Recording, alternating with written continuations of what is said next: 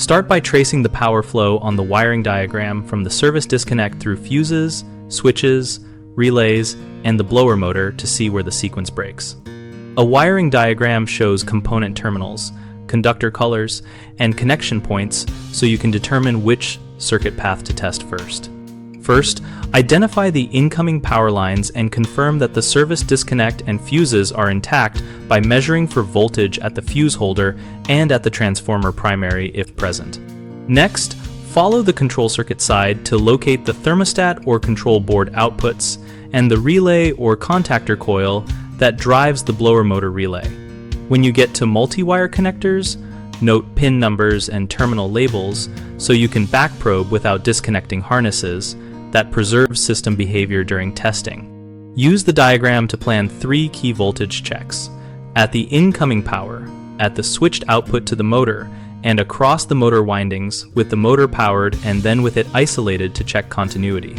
If the diagram shows safety interlocks such as door switches or pressure switches, verify their closed state with a continuity check and then confirm they pass voltage when the system is in normal run mode.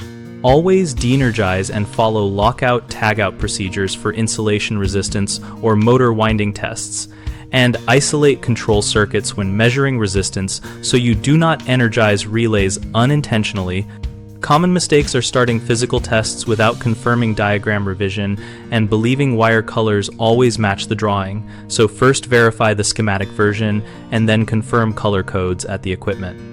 Another frequent issue is measuring with the circuit powered but probing in the wrong place because connectors have shifted, so use the diagram to map exact pin numbers and backprobe points to avoid false readings. The third problem is overlooking safety interlocks that are drawn as normally closed or normally open devices.